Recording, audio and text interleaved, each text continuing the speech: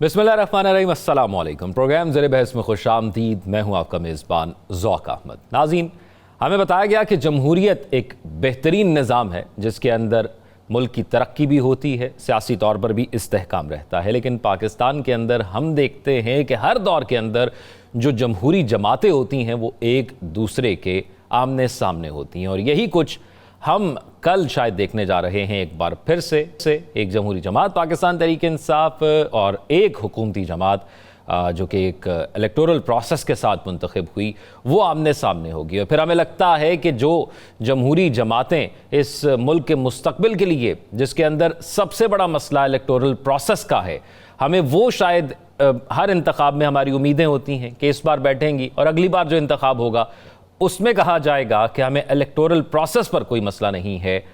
लेकिन हम देखते हैं कि वो जो दौर होता है उस हुकूमत का, वो और चीज़ों में गुजर जाता है। जो असल मसाइल हैं उस पर कुछ नहीं होता, उसमें मुआशी मसाइल हैं और दीगर मसाइल हैं।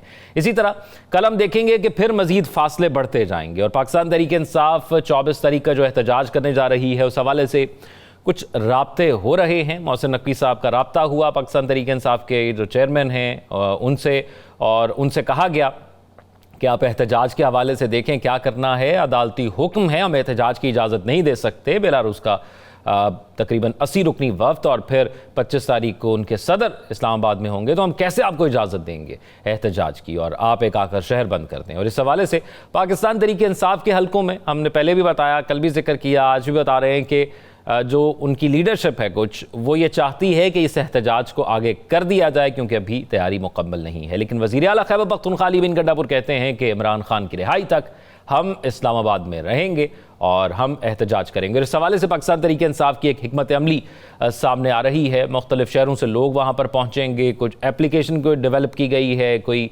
IT से रिलेटेड कुछ आसानी के लिए चीज़ें सामने आ रही हैं। लेकिन क्या कल पाकिस्तान तहरीक इंसाफ के लोग पहुंच जाएंगे? इस्लामाबाद के अंदर कल पुलिस की जानिब से एक क्रैकडाउन किया गया, मुख्तलिफ जगह पर छापे मारे गए, 200 अफराद को गिरफ्तार किया गया। बताया गया पाकिस्तान तहरीक इंसाफ के लोग थे जो कि एहतजाज के लिए यहाँ पर पहले से मौजूद थे और उनको गिरफ्तार कर लिया गया है। अब मुख्तलिफ बयानात सामने आ रहे हैं। एक बयान जो कि बुशरा बीबी साहिबा की जानिब से आया, उस बयान से पहले पाकिस्तान तहरीक इंसाफ और हुकूमती वुज़रा वो कुछ और मौज़ूआत पर बात हो रही थी, लेकिन जैसे ही बुशरा बीबी का बयान सामने आया उसके बाद ख़ास तौर पर हुकूमत की जानिब से मौजू बिल्कुल तब्दील हो गया। एहतजाज से ज़्यादा उस बयान पर फोकस किया जा रहा है और बुशरा बीबी पर ग्राफ एक्ट के तहत मुकदमात भी दर्ज किए गए हैं उस बयान के बाद। और क्या ये उनका ज़ाती बयान है, क्योंकि पाकिस्तान तहरीक इंसाफ की जो लीडरशिप है वो कह रही है कि ये उनका ज़ाती बयान है या ये पार्टी पॉलिसी है। और दूसरी बात ये कि क्या इस बयान से इमरान खान पर कोई असर पड़ेगा, उन पर भी कोई इसका बर्डन पड़ेगा, ये भी एक अहम मामला है। और फिर पाकिस्तान तहरीक इंसाफ ये कह चुकी है, इमरान खान जब सहाफ़ियों से गुफ्तगू करते हैं तो कह चुके हैं कि हम मुज़ाकरात इस मौजूदा पॉलिटिकल जो हमारा सेटअप है इससे नहीं करेंगे। तो अगर जहाँ पर वो मुज़ाकरात करने चाह रहे हैं, और जिसके बारे में हमने गुज़िश्ता कुछ दिनों के अंदर सुना था कि गुज़िश्ता पिछले हफ्ते के अंदर हमने देखा कि कोई बातचीत शायद शुरू हुई थी, तो क्या ये जो हिकमत अमली है ये मुज़ाकरात में उनके लिए कोई फ़ायदा ला सकती है या ये मज़ीद नुकसान लाएगी और पाकिस्तान तहरीक इंसाफ के लिए मज़ीद सख्तियाँ आ सकती हैं? एक और बात यह है कि पाकिस्तान तहरीक इंसाफ की जो मौजूदा सेटअप के अंदर जो उनकी लीडरशिप है उसमें वो सियासी कारकुन जो हमें 2018 के बाद नज़र आए, वो सियासी रहनुमा, वो हमें बहुत कम नज़र आते हैं। ख़ास तौर पर अगर पंजाब की बात कर ली जाए, खैबर पख्तूनख्वा से तो क्योंकि उनकी अपनी हुकूमत है, हम देख रहे हैं कि वहाँ पर लोग मौजूद हैं, लेकिन पंजाब की सतह पर भी हमें वो लोग कम नज़र आते हैं, मीडिया पर भी कम नज़र आते हैं और फिर इस एहतजाज को लीड करने के हवाले से भी कम नज़र आते हैं। तो कल क्या हम देखेंगे इस मुल्क के अंदर?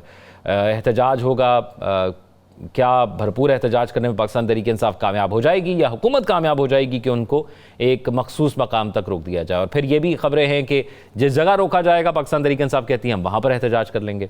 तो इस तमाम सूरत हाल पर बात करते हैं। नजमुल साकिब साहब, राव खालिद साहब और साकिब मरसद मौजूद हैं, तीनों सीनियर तज्ज़ियाकार हैं। नजमुल साकिब साहब, एक तो ये बताइएगा कि ये जो बुनियादी मसाइल होते हैं जिसकी वजह से आने वाले दिन बेहतर हो सकते हैं, उसमें सबसे अहम चीज़ और जो मुतालबा भी है पाकिस्तान तहरीक इंसाफ की जानिब से कि हम मौजूदा सेटअप को नहीं मानते, इलेक्टोरल प्रोसेस जो हुआ था उसको नहीं मानते, उस पर हम कोई बात नहीं सुनते जब कोई भी हुकूमत आती है। तो क्या ये बुनियादी मसाइल भी कभी हल हो पाएंगे या सिर्फ एहतजाज ही खेलते रहेंगे?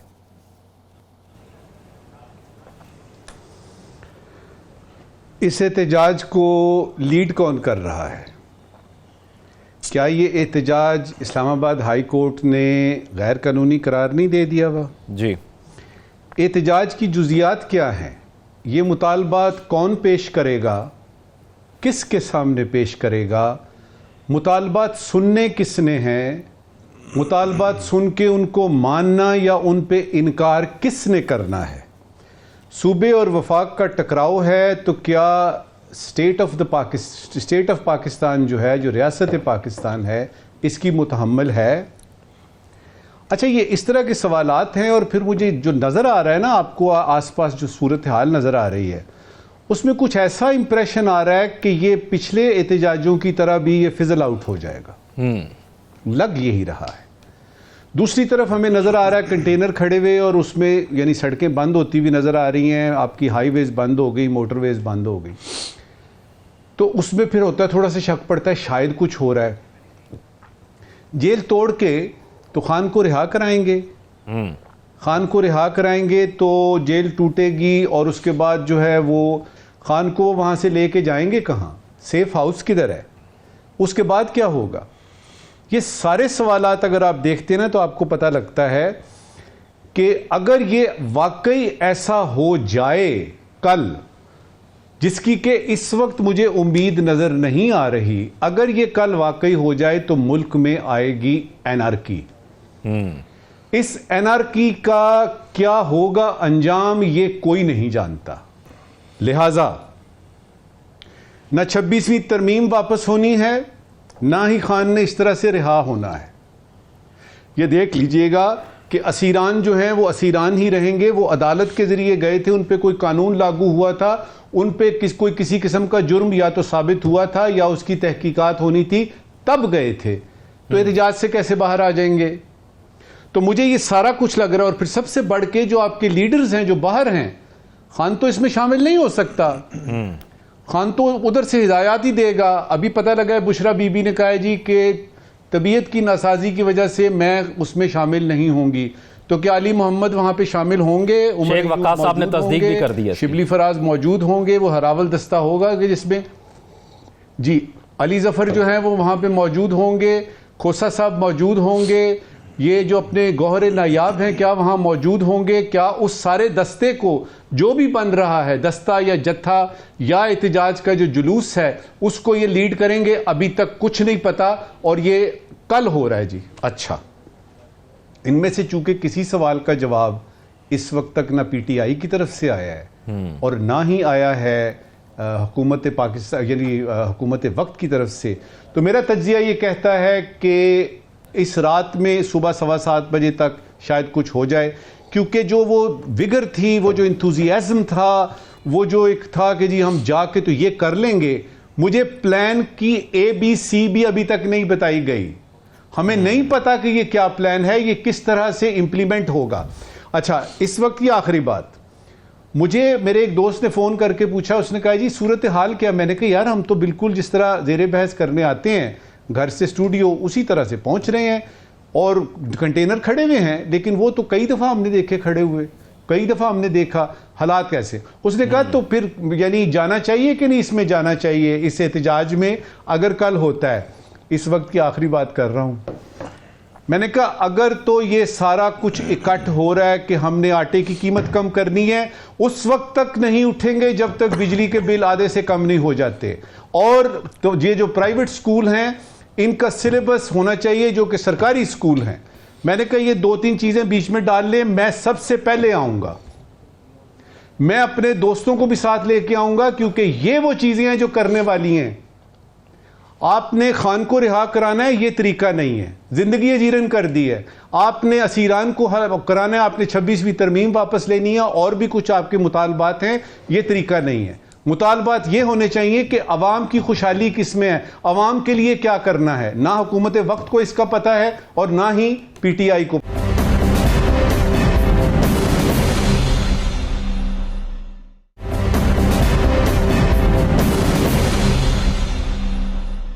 नजमुल साकिब साहब वो कहते हैं हमारे पास और कोई चारा नहीं है, हम हर किस्म का देख चुके हैं, उनकी रिहाई भी नहीं हो पा रही, तो हमारे पास इसके अलावा कोई हल नहीं है। पाकिस्तान तहरीक इंसाफ ये मौक़िफ़ रखती है। ये बिल्कुल ठीक कह रहे हैं वो, ये बिल्कुल ठीक कह रहे हैं, क्योंकि उन्होंने यानी देखा, असेंबली में देखा, सेनेट में देखा, कुछ नहीं हुआ। उन्होंने आईएमएफ को खत लिखा, कुछ नहीं हुआ। उन्होंने यूके और यूनाइटेड स्टेट्स ऑफ अमेरिका से कांग्रेसमैन से खतूत लिखवाए, कुछ नहीं हुआ। लॉबिंग की, कुछ नहीं हुआ। बहुत सारे पैसे लगा लिए, कुछ नहीं हुआ। एहतजाज किए 2-3 दफा, कुछ नहीं हुआ। तो रास्ता तो उनका यही है।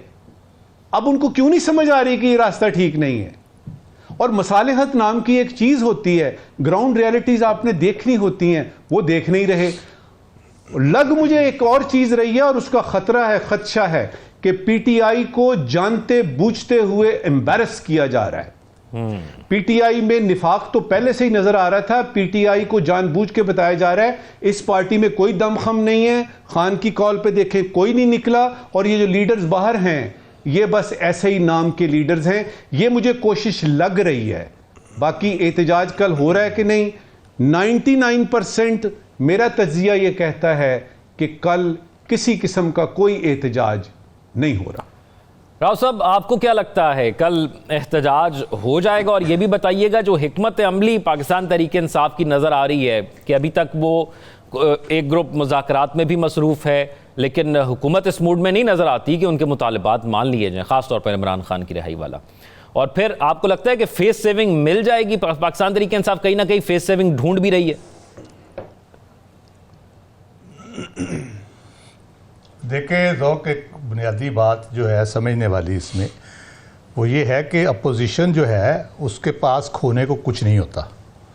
ठीक है, उनके साथ पहले बहुत कुछ हो चुका है, मज़ीद क्या करेंगे? मार देंगे, लटका देंगे, जो धमकियाँ भी दी जाती हैं सफ़ाई हस्ती से मिटा देंगे।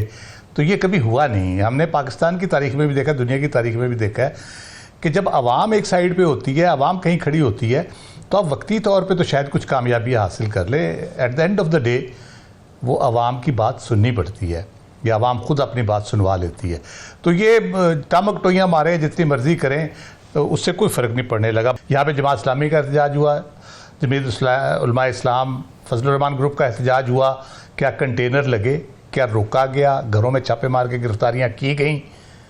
ये पीटीआई की दफा ये क्यों शुरू हो जाता है? राव साहब, जो कानून आ गया कि आप एक मखसूस जगह पर चले जाएं, वहां पे जलसा करें, जलसा करके आप चले जाएं, आप उस कानून को भी तो फॉलो नहीं किया जाता फिर?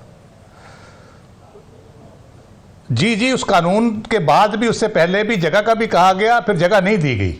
ये बार बार हुआ है, एक दफ़ा थोड़ी हुआ है, ये 1000 दफ़ा हो चुका है। संगजानी पे उन्होंने कहा, उन्होंने किया, संगजानी पे करके चले गए। बाकी तो उनको कमिटमेंट करते हैं। जब पेंडिंग कराया गया था सुबह 7 बजे दरवाजे खुलवा के कि फ़लाँ दिन आप जलसा कर लीजिएगा, तो वो करने दिया गया था। उसके बाद फिर तारीख चेंज हुई, फिर जाके संगजानी पे जाके हुआ है कि एहतजाज। तो सिर्फ पीटीआई के साथ ये क्यों होता है कि जब उनका जलसा जुलूस कोई भी बात होती है, इस्लामाबाद में आपका ख्याल है उस कानून के बाद कोई मुजाहरा नहीं हुआ, कोई एहतजाज नहीं हुआ, कोई जलसा नहीं हुआ, सब कुछ चल रहा है नॉर्मल। सिर्फ पीटीआई के जब कॉल आती है एकदम से कोई पता नहीं क्या मसला पैदा होता है कि कंटेनरों की भरमार हो जाती है, इधर गन्ने मंगवा लो, फलानी आंसू गैस मंगवा लो, पुलिस मंगवा लो, रेंजर्स मंगवा लो, एफसी मंगवा लो, हर जगह पे कर दो, नाके लगा दो। मेरा इलाका कुछ 17 किलोमीटर दूर है यहाँ से, वहाँ कभी पुलिस का नाका नहीं होता था, आज वहाँ पे भी लगा हुआ था। आते हुए उन्होंने कहा जी किधर जा रहे हैं? मैं कहा जी ऑफिस जा रहा हूँ। तो उन्होंने मेहरबानी की, आने दिया मुझे। तो ये पीटीआई की तरफ क्यों होता है?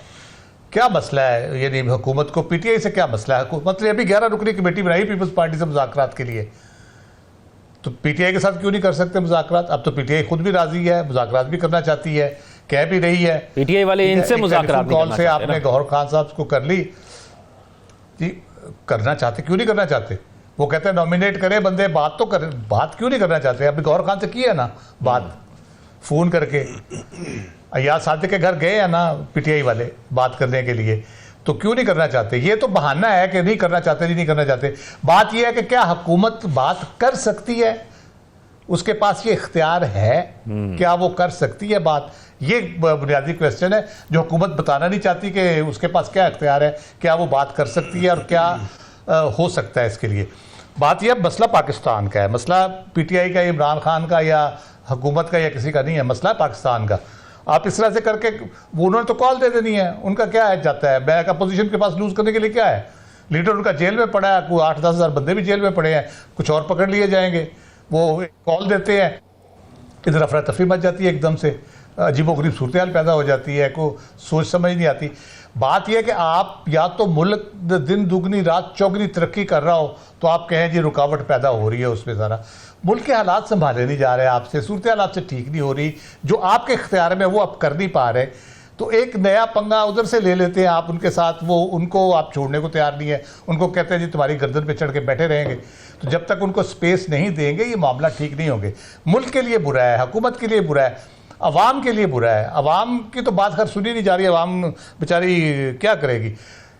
मुज़ाकरात करने से उनके लिए, पीटीआई के लिए बहुत से चीज़ें हैं जो गवर्नमेंट CBMs के तौर पे कर सकती है। कत्ल के केस में भी 2, 4, 6 महीने बाद या साल बाद कम अज़ कम एज एंटाइटलमेंट उसकी बेल ड्यू हो जाती है।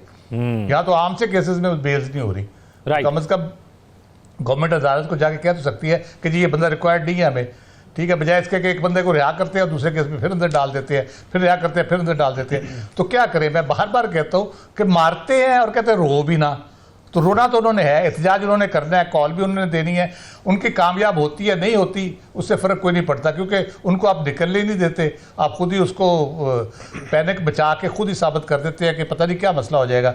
कंपैरिजन जैसे मैंने दिया, बाकी पार्टीज पे आप पैनिक में नहीं आते, इन पे पैनिक में आते हैं। लोग यही समझते हैं कि इन पे जो पैनिक में आ रहे हैं इसका मतलब ये है कि बहुत बड़ी तादाद में लोग निकल आएंगे, इसलिए डरते हैं।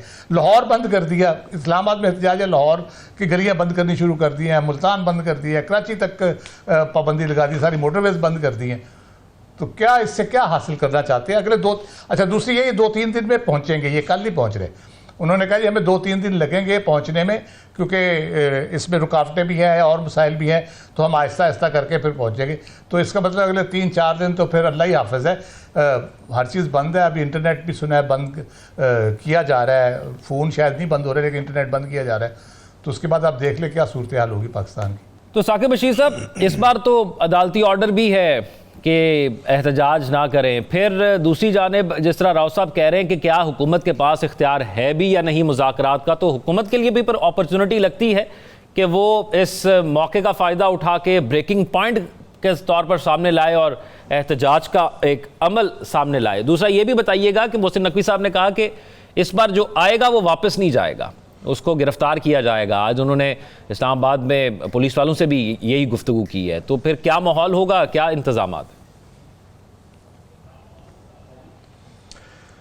एक चीज़ जो है वो मुझे बहुत कंफ्यूज कर रही थी कि ये वही हुकूमत है जिसके IG साहब जो है वो सुबह दोपहर शाम 3 दफ़ा जो है वो कहते हैं कि इस्लामाबाद हाई कोर्ट का, ऑनरेबल इस्लामाबाद हाई कोर्ट का ऑर्डर है, हमने उस पर मुकम्मल अमल दरामद करना है। ये वही हुकूमत है या कोई और नई आ गई है? कल की बात है 12 जुलाई का, अभी सुप्रीम कोर्ट का फैसला, आज तक अमल दरामद उस पर नहीं हुआ और डट के खड़ी है हुकूमत कि हमने नहीं अमल करना, और रद्दी की टोकरी में डाला उस फैसले को। और दूसरी जानिब इस्लामाबाद हाई कोर्ट का फैसला उनको बड़ा पसंद आया है। तो ये पिक एंड चूज जो है ये थोड़ा सा उनको भी देखना चाहिए। और दूसरी जो बात इस्लामाबाद हाई कोर्ट के केस ऑर्डर की, क्योंकि ऑर्डर आ चुके हैं हम उस पर बात कर सकते हैं। तो मेरा ख्याल है कि जो पॉलिटिकल जो इस किस्म की होती हैं चीज़ें, उनमें अदालतों को डायरेक्टली इस तरह नहीं पढ़ना चाहिए। अब होता क्या है, होगा ये कि पुलिस जो भी स्टेप ले रही है ना इस्लामाबाद में इंतजामिया, वो कहती है हमारे पास ऑर्डर है, हमारे पास ये ऑर्डर है, हमारे पास ये ऑर्डर है। हालांकि इसी अदालत में 6 महीने उनको लगे, जो राव साहब ने बताया कि हमने जलसा करना है यार, हमें इजाज़त दे दें, हमने जलसा करना है, इजाज़त दे दें। एक दफ़ा जलसा, फिर एक दिन पहले जनाब उन्होंने कहा जी NOC वापस, फिर उन्होंने कहा, फिर संजानी का जो जलसा हुआ उसमें कोई दर्जन से ज़ायद मुकदमे हुए, उसी में वो जो गिरफ्तारियां हुई थी पार्लियामेंट उसके अंदर से MNAs गिरफ्तार हुए थे, उनके सारी पार्टी लीडरशिप अभी भी जमानतें जो है भुगत रही है। जो उन्होंने जलसा पूरी इजाज़त 4-5 महीने की कानूनी स्ट्रगल करके लिया था, इजाज़त ली थी, उसमें भी उन्होंने कर दिया था उस पर मुकदमा जो कर दिया। मुकदमा किस बात पर हुआ था कि आपका टाइम था 4 से 8 और आपने बजा दिए 10, तो इसलिए जो 2 घंटे हैं ना आपने वायलेशन किया तो हम आप पे मुकदमे बनाएंगे। 12 भी नहीं बजे थे, 12 से पहले जो मुकदमा ख़त्म हो गया था जलसा।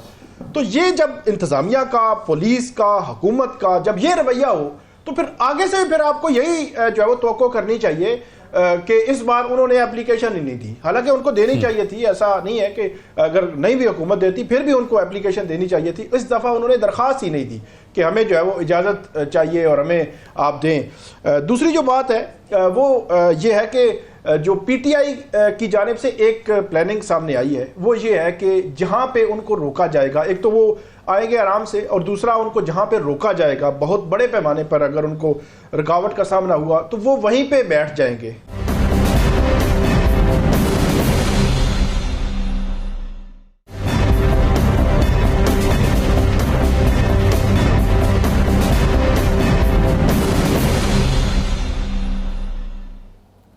ब्रेक के बाद खुशामदीद नाजरीन। अब बात करते हैं ज़रा हुकूमती इंतज़ामात और शहरियों के मसाइल क्या है। हमने देखा कि आज मुख्तलिफ जगह पर कंटेनर्स, जिसका पहले पार्ट में जिक्र हुआ, उससे बहुत सी जगह एम्बुलेंसेस फंस गई, कुछ जगह फिर मिन्नतें तरले किए गए कि एम्बुलेंस को गुजरने दें, फिर कहीं से गुजर गई, कहीं रुकना पड़ा, उसको रास्ता तब्दील करना पड़ा। फिर पेशावर इस्लामाबाद मोटरवे समेत 5 मोटरवेज़ को बंद किया गया है। यौमिया 1,30,000 अफराद इस्लामाबाद आते और जाते हैं। ज़राए ट्रांसपोर्ट अथॉरिटी की जानिब से कहा गया मौशी तौर पर, यकीनी तौर पर, यह बहुत बड़ा नुकसान है। उसकी वजह यह है कि आप देखें आपका ट्रांसपोर्ट सिस्टम बंद हो गया, फिर अगर इंटरनेट बंद हो जाता है तो यकीनी तौर पर जो फ्रीलांसर्स पाकिस्तान के अंदर हैं वो बड़े मोहतात होकर बैठे होंगे कि भाई इन 1-2 दिनों के अंदर हम कोई काम ना पकड़ें क्योंकि हम उसको डिलीवर नहीं कर पाएंगे, तो मौशी तौर पर एक बड़ा नुकसान हमारा ये भी हो जाएगा। एक ये है कि पाकिस्तान तहरीक-ए-इंसाफ ने वफाकी दारुल हुकूमत को जो है वहाँ पर धरना देने की बात की थी, तो शायद उसका एक हिस्सा जो है वो ब्लॉक हो जाता, लोगों को वहाँ पर आमदोरफ्त में मसला होता, लेकिन हुकूमत ने जो है वो पूरा मुल्क ही ब्लॉक कर दिया। इसकी वजह क्या वाकई बहुत ज़रूरत थी, और क्या हुकूमत की ये जो पॉलिसी है कंटेनर्स लगाकर लोगों को रोकने की, क्या वो लोगों को रोकने में कामयाब हो जाएगी? और उसके साथ साथ क्योंकि हम जिक्र कर भी चुके हैं कि बेलारूस के सदर आ रहे हैं, तो फिर कुछ वीडियोस हमने देखी कि इस्लामाबाद में जिन रूट से उन्होंने गुजरना है वहाँ पर कंटेनर्स के ऊपर सब्ज़ रंग का कपड़ा भी लगाया जा रहा है ताकि ये तासुर ना जाए कि कंटेनर्स लगे हुए हैं शहर के अंदर। एक मीम मैंने देखी, राव खालिद साहब मैं आपकी तरफ आता हूँ, मीम मैं शेयर करता हूँ कि मैंने देखा कि किसी ने सोशल मीडिया पर लगाया हुआ था, उसने कहा था कि फैसलाबाद से लाहौर की कन्फर्म डंकी 30,000 रुपये में। ये सूरत हाल है कि एक शहर से दूसरे शहर के अंदर भी मूव नहीं कर पा रहे। तो आपको लगता है कि ये इंतजामात जो है वो काफ़ी होंगे इस एहतजाज को रोकने के लिए? जी बिल्कुल, इस मुल्क को डुबोने के लिए भी काफ़ी होंगे, इस मुल्क की मईशत को डुबोने के लिए काफ़ी होंगे। इस मुल्क की कोई थोड़ी सी कोई नौजवान नस्ल अगर कोई नॉर्मल है, उसको अब नॉर्मल करने के लिए भी बहुत लाजिम होंगे। मेरे जैसा बंदा इस उम्र में फ्रस्ट्रेट हो गया है तो नौजवानों का क्या हाल होगा। बेसब्री वैसे ही हमारी कौम में बहुत ज़्यादा है। इंतज़ामात बहुत मिसाली हैं, सिर्फ इस्लामाबाद में नहीं पूरे मुल्क में लॉकडाउन कर दिया गया है। कोरोना से भी आगे चला गया काम, कोरोना में भी शायद इस किस्म का लॉकडाउन नहीं था। और ये अजीब है कि बजाय इसके कि मुजाहिरीन को घेरा जाए, इन्होंने इस्लामाबाद के शहरियों को घेर लिया है। पुलिस ने पूरी तरह से कंटेनर लगा के एक किला बंद कर दिया उनको। तो मुझे समझ नहीं आती है किस किस्म की स्ट्रेटजी है।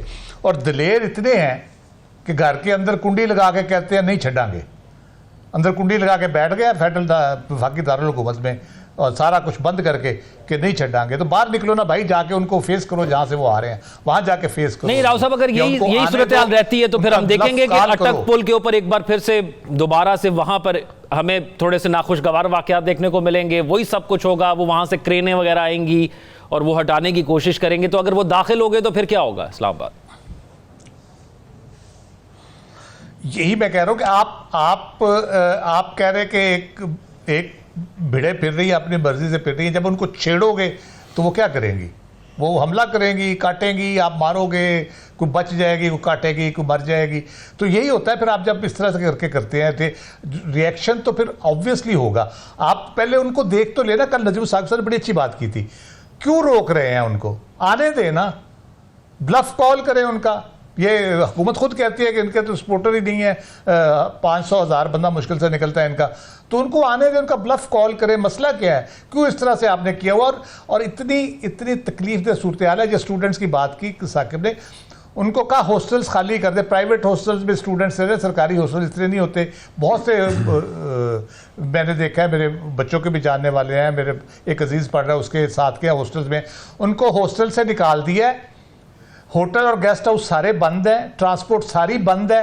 वो कहीं नहीं जा सकते, क्या करें, वो सड़क पे बैठेंगे, रजाइयाँ लेके सड़क पे लेटे हों, या पता नहीं रजाइयाँ भी उनको कमरे से उठाने दी हैं कि नहीं उठाने दी।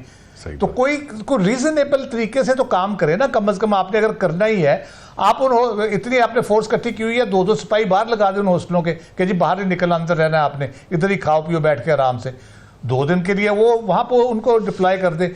इतनी तकलीफ दह सूरत हाल है तालीम के लिए, सेहत के हवाले से लोगों की। और उसके बाद कल मैं देख रहा था, हमारे दूसरे जवेद से बड़े सीनियर साथी हैं, उन्होंने लिखा कि उस फादर का सोचें जिसने अपनी बच्चे की शादी 23 तारीख को रखी हुई थी और उसको शादी हाल बंद है, उसको कहा गया जाओ भाई, उसने पैसे। तो राव साहब आज 2 दूल्हे फंसे हुए गुजरावाला में, इंतजार कर रहे हैं रास्ता खुले, दुल्हनिया लेकर आए, 2 दूल्हे फंसे हुए।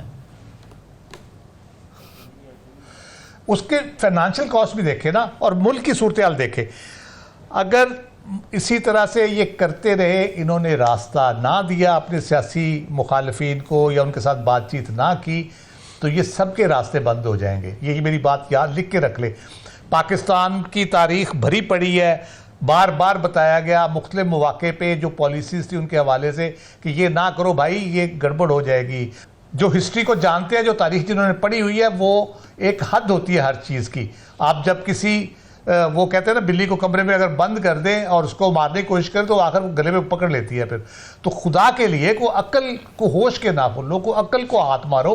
क्यों मजाक बना रहे हैं, अपना भी मजाक बना रहे हैं, दुनिया में मजाक बन रहा है, और फ्रस्ट्रेशन बढ़ती चली जा रही है। आप जब इंटरनेट बंद करेंगे, आपको पता है मिलियंस ऑफ डॉलर का एक दिन में नुकसान होता है आपका।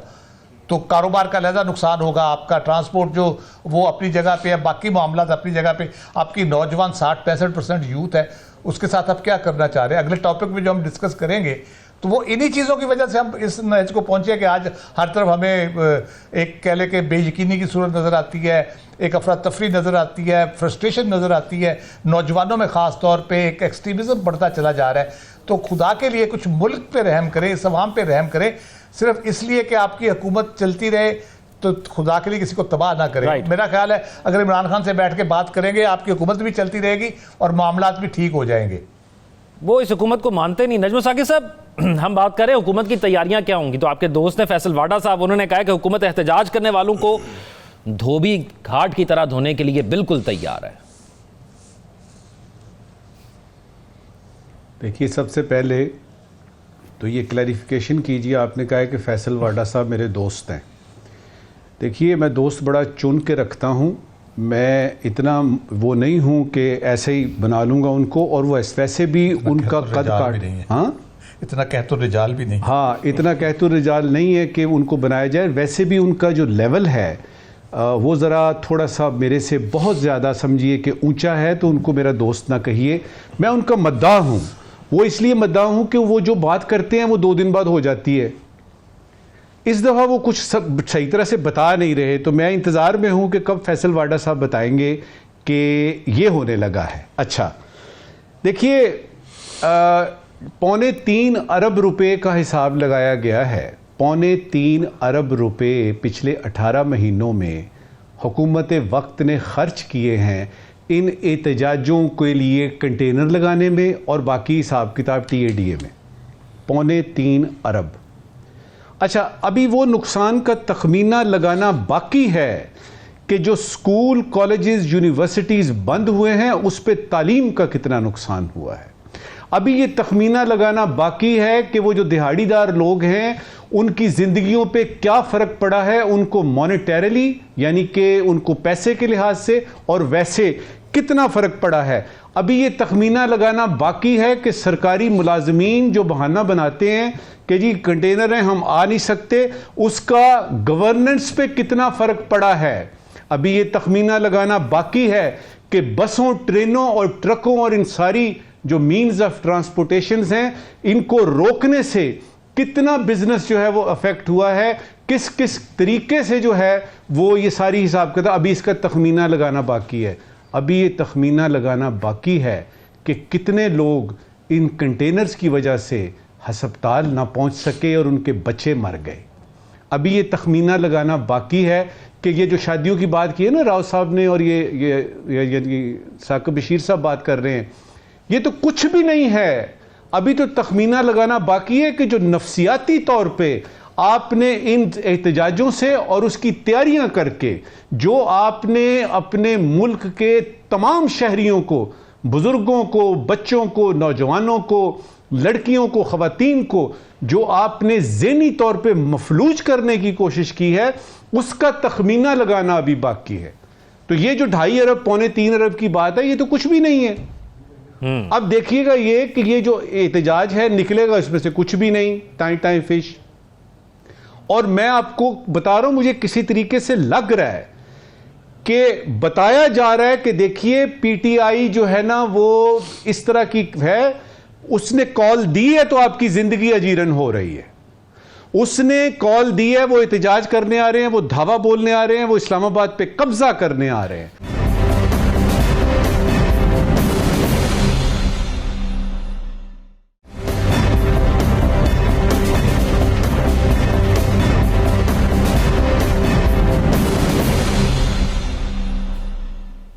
ब्रेक के बाद खुशामदीद नाज़रीन। अमन का मतलब मेरी नज़र के अंदर ख़ास तौर पर हमारे मुल्क के अंदर एक मजम्मत से दूसरी मजम्मत के दरमियान का वो वक्फ़ा है, और उस वक्फ़े में सिर्फ खामोशी है। खामोशी के अलावा में ज़्यादा चीज़ें सुनाई नहीं देती।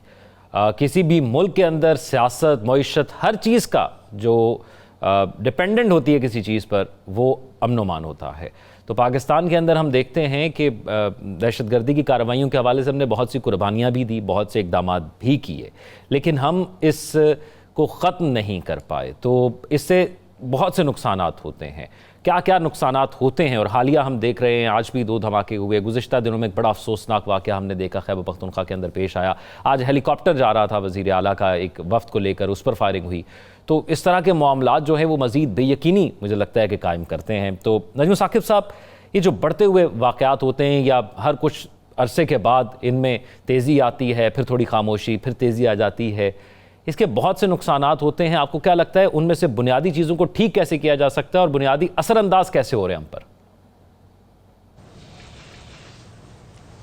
सबसे पहले तो ये देख लेते हैं कि जानी और माली नुकसान होता है एक्सट्रीमिज़म के जब वाक़यात पेश आते हैं और दहशतगर्दी के, और आमतौर पे फोकस इसी में होता है जी, खुदा न खास्ता इतने लोग जो है वो जान से गए, इतना माली नुकसान हुआ।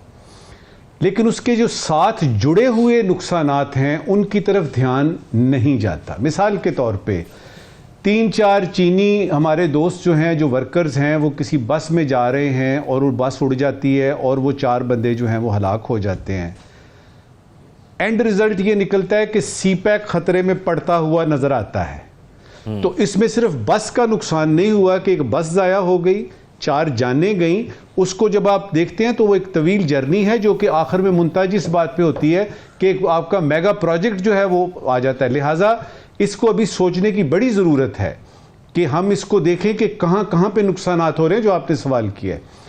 दूसरा नुकसान जो सबसे बड़ा होता है, जिसकी तरफ तवज्जो ही नहीं दी जा रही, और वो ये है कि अगर किसी मुल्क में मुसलसल दहशतगर्दी के वाक़यात पेश आ रहे हैं और रुकने का नाम नहीं ले रहे, तो वहाँ पे बाहर से जो आपकी FDIs आती हैं, फॉरेन डायरेक्ट इन्वेस्टमेंट्स आती हैं, कोई बंदा, कोई बिजनेसमैन अपने होशो हवास में उस मुल्क में ये अपनी इन्वेस्टमेंट नहीं करेगा जहाँ पे उसको ये नहीं पता है कि उसके वर्कर्स महफूज हैं कि नहीं। किसी वक्त भी कोई दहशतगर्दी का वाक़या पेश आता है। तीसरा, अभी तक इसकी तरफ ध्यान नहीं गया कि दहशतगर्दी और एक्सट्रीमिज़म में जब इस तरह के वाक़यात तवातर के साथ पेश आते हैं तो आपके मुल्क में जो रहने वाली आवाम है उसको नफ्सियाती तौर पे किस किस किस्म के खौफ का सामना होता है, उसको अपने बच्चों का मुस्तकबिल कैसे नजर आता है। वो बच्चों को स्कूल भेजता है तो दुआ मांगता है, इमाम जामन बांधता है कि ये खैर खैरियत से वापस आ जाएं। अभी इसकी तरफ ध्यान नहीं गया। फिर यह है कि आपके मुल्क में जो टूरिज्म एक बहुत बड़ी इंडस्ट्री होती है, अगर आपके मुल्क में दहशतगर्दी और एक्सट्रीमिज्म के वाक़यात पेश आ रहे हैं, कोई जान जो है वो किसी वक्त भी आ सकती है, कोई गोली किसी वक्त भी चल सकती है, और गोली पे नाम नहीं लिखा होता, तो आपका टूरिज्म डिपार्टमेंट जो है उसको ऐसी ज़रूरत पड़ती है कि जिन जिन लोगों ने सीटें कराई होती हैं ना, कि चलास जाएंगे, हुंजा जाएंगे, गिलगित जाएंगे और उसके बाद कैलाश वादी में जाएंगे, वो कहते हैं छोड़ो यार, उधर तो ये सूरत हाल है।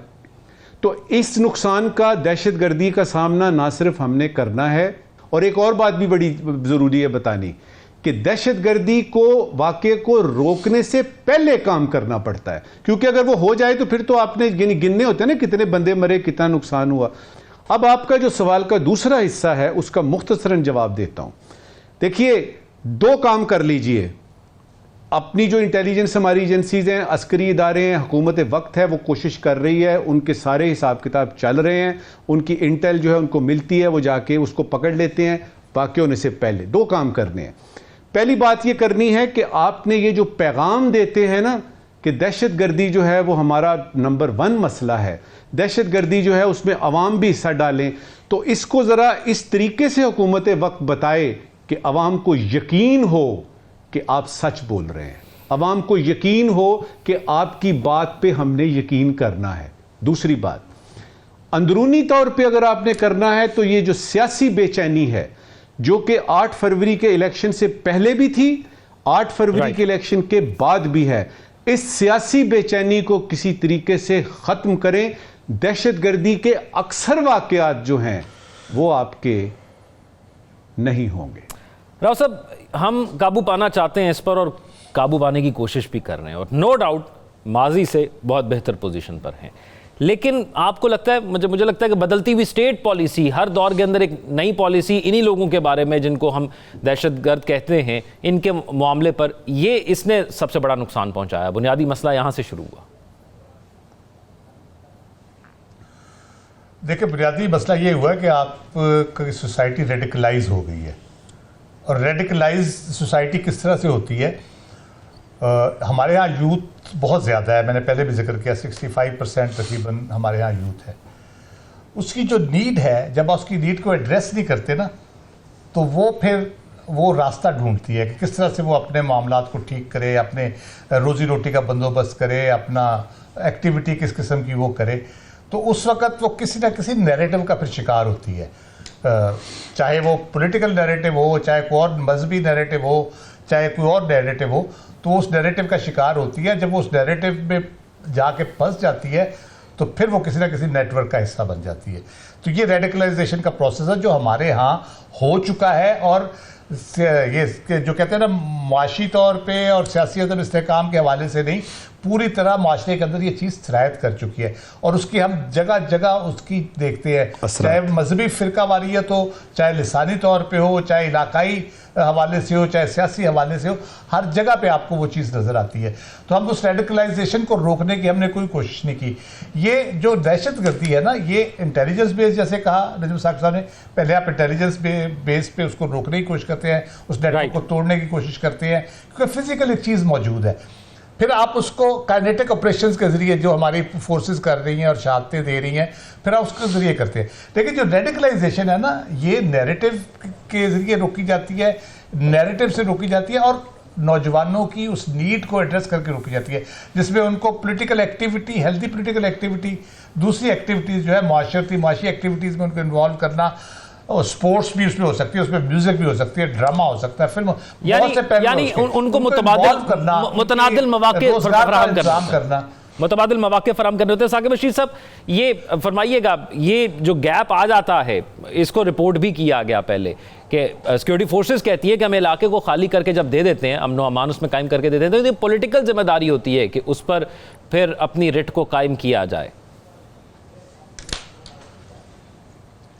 जी बिल्कुल, जो अभी चंद रोज़ पहले भी एपेक्स कमेटी का जो इजलास हुआ, उसमें भी ये उमूर ज़ेर बहस आए। ख़ास तौर पर नेशनल एक्शन प्लान के तहत डिस्ट्रिक्ट लेवल पर भी कोऑर्डिनेशन कमेटीज़ जो है वो बननी थी, और सूबे की सतह पर भी एपेक्स कमेटी के इजलास जो है वो होते रहे हैं, और मरकज़ की सतह पर भी।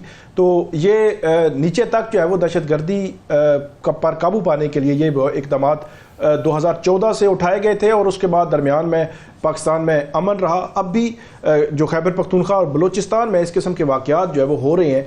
और जो हुकूमत के फिगर्स हैं कि जब पाकिस्तान ने दहशतगर्दी का जो सामना किया तो 130 अरब डॉलर्स गवर्नमेंट के ये फिगर्स हैं कि वहाँ पे हमें नुकसान हुआ। 80,000 से ज़ायद हमने जो है वो शहादतें हुई। हमारे जो अफवाज हैं, सिक्योरिटी फोर्सेस के आम जो लोग हैं वो जो है वो शहीद हुए इस दहशतगर्दी का सामना।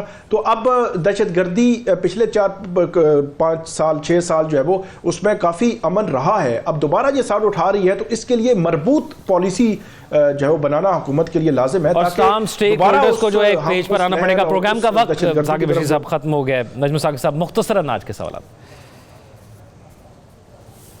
खबर मिली है कि मुख्तलिफ जराइम की पादाश में इस साल सऊदी अरेबिया ने अभी तक 100 गैर मुल्की अफराद को मौत के घाट उतारा है। पाकिस्तानियों की तादाद सबसे ज़्यादा है। ज़रूरी सवाल ये है कि पाकिस्तान का इस सूरत हाल में नंबर 1 पे आना या हम अपने ज़ोरे बाजू से नंबर 1 पे आए हैं। आज का गैर ज़रूरी सवाल, हुकूमत ने पीपल्स पार्टी के तहफ़्फ़ुज़ात दूर करने के लिए कोशिशें शुरू कर दी हैं। गैर ज़रूरी सवाल ये है कि हुकूमत बाकी सियासी जमातों के तहफ़्फ़ुज़ात भी दूर करने का इरादा रखती है या ये मेहरबानी सिर्फ पाकिस्तान पीपल्स पार्टी पे होगी। राइट, हमारे नाज़रीन अपने फीडबैक करेंगे। प्रोग्राम का वक्त खत्म हो जाता है। अल्लाह हाफ़िज़।